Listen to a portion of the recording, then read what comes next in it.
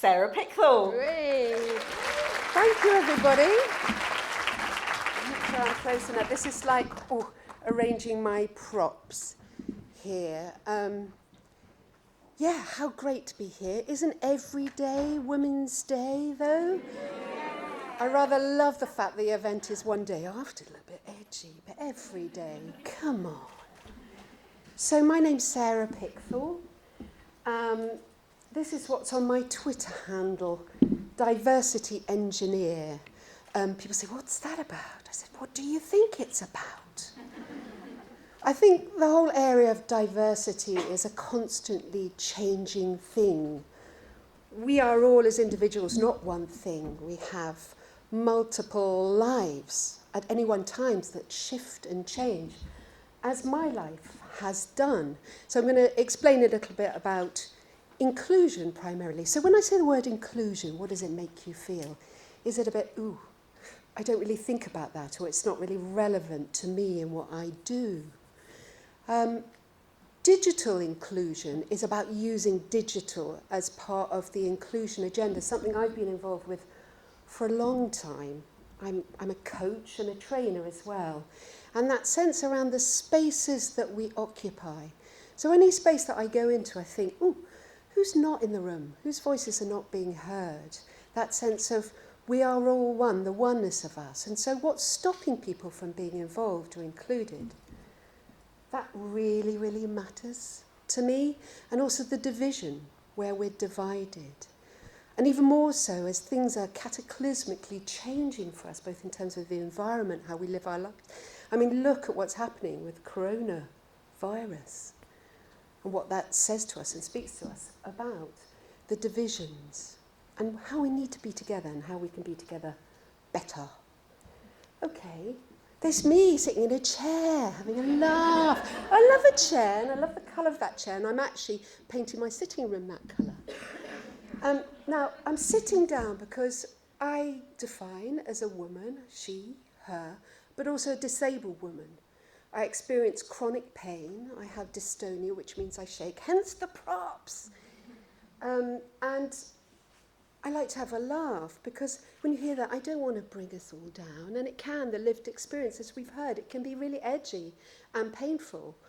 But I choose to think creatively about it. Where's the innovation in that experience, that shifting, changing experience? So, next. Hey, that's my dad and one of my brothers. So inclusion for me started very young. My father was deaf, and one of my brothers is deaf as well. And we lived a very visual, lip-speaking existence, really. Very visual, the visual domain. And at that point, he wouldn't wear his hearing aid. It used to squeak, and he didn't like it. So he was very isolated.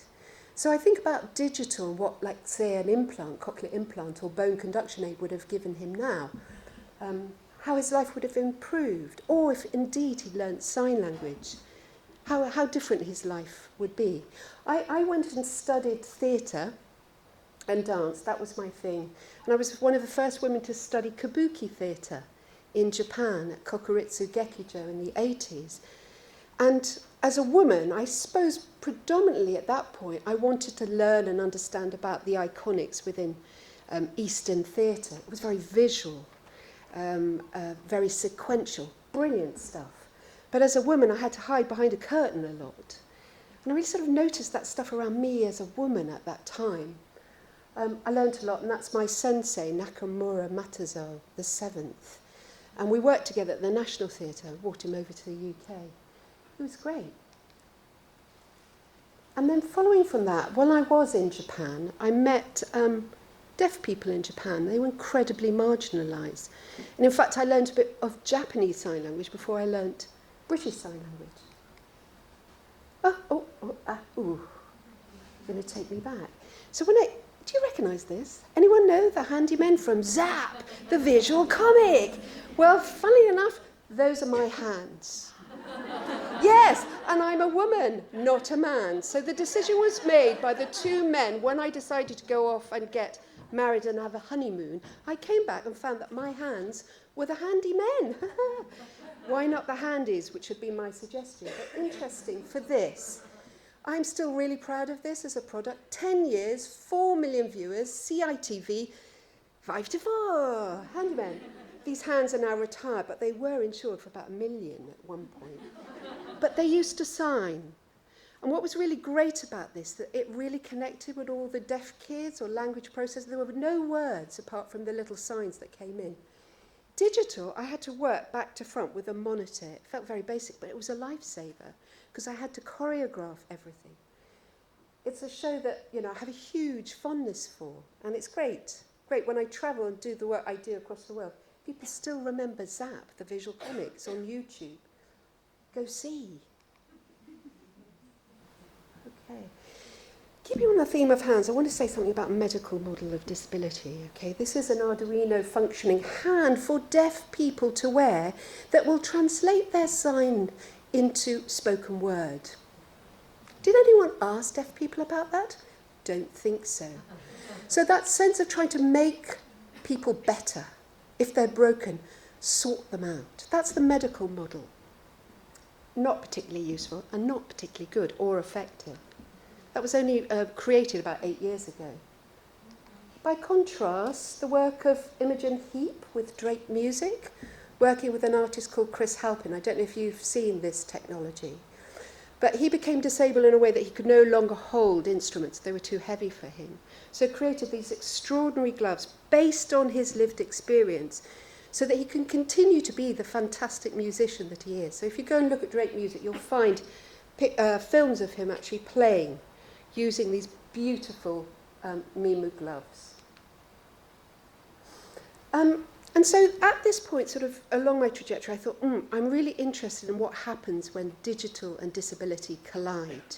Not when digital is helping disabled people to do stuff, get over themselves, get better, though there's a lot of stuff in digital that's really useful for our disabled lives, but more about what happens creatively, the innovation that comes from the lived experience when disabled and deaf people have control working with digital. Short circuit means the path of least resistance, rather than we imagine short circuit as something blowing up.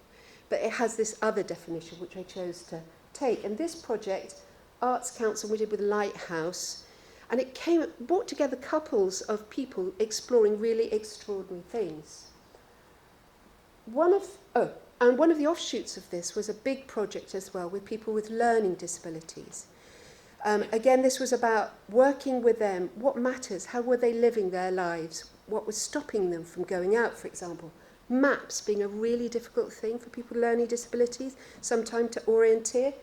So we created an app that would allow them to challenge other people using map making. And I think it was Sprung Digidares You, it was part of Brighton Digital Festival. And they created dares for other people to do.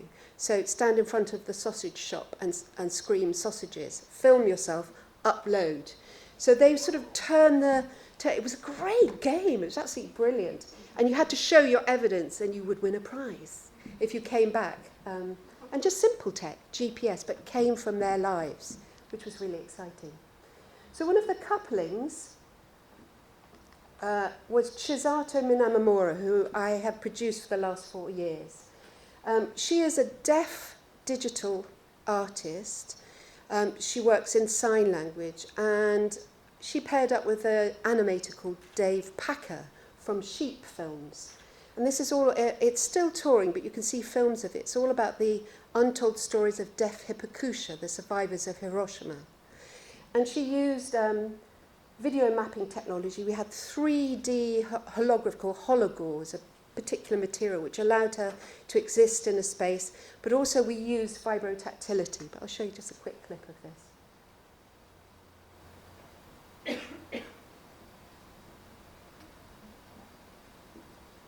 No?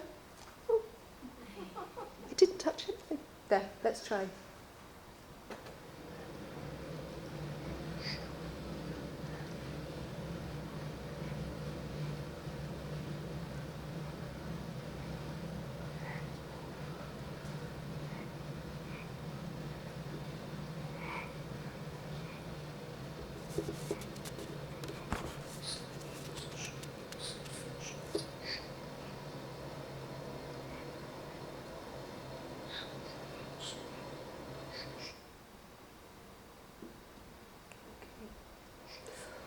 also, as part of this production, Chisata herself, because she can't hear anything, she had digital tech on her back, which allowed her to experience the same vibration that audience members wearing Wuja straps, gaming Wuja straps.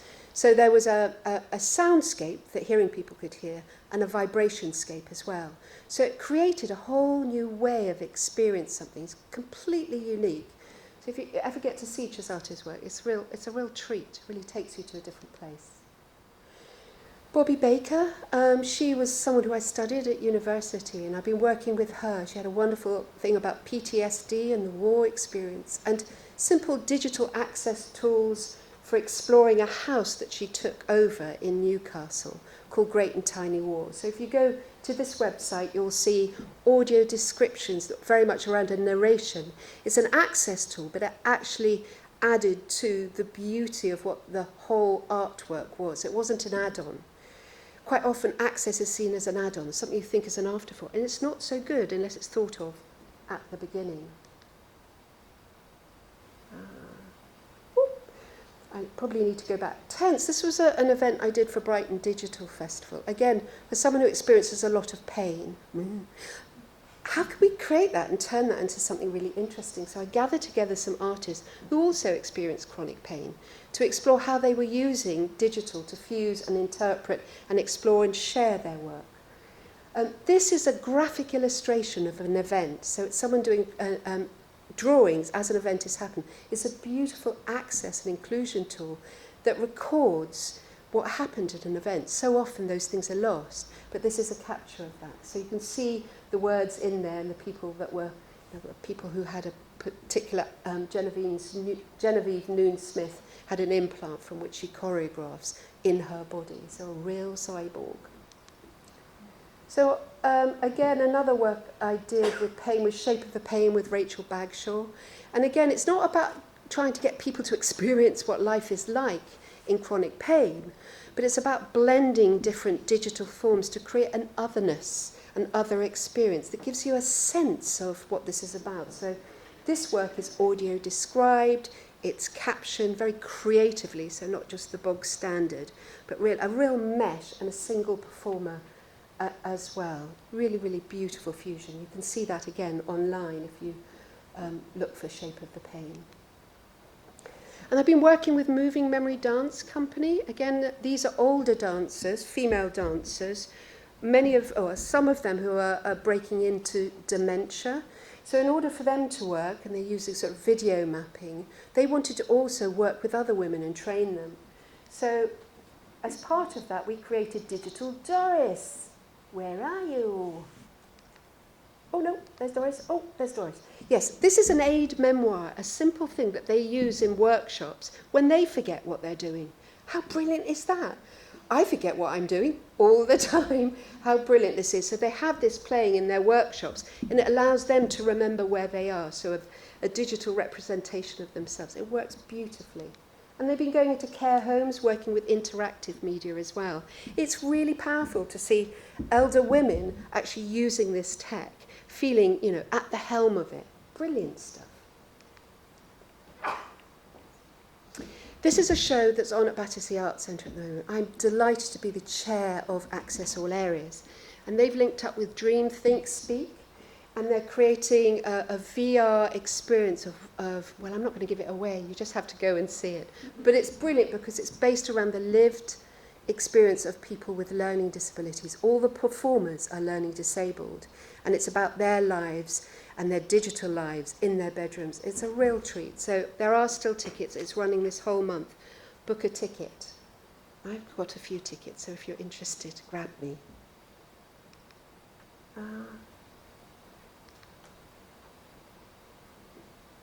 Oh, well, I'm not the only disabled woman doing digital. There are lots of us, heaps of us. There are people here in this room. It may be you, it may be you. What part of yourself do you choose to share?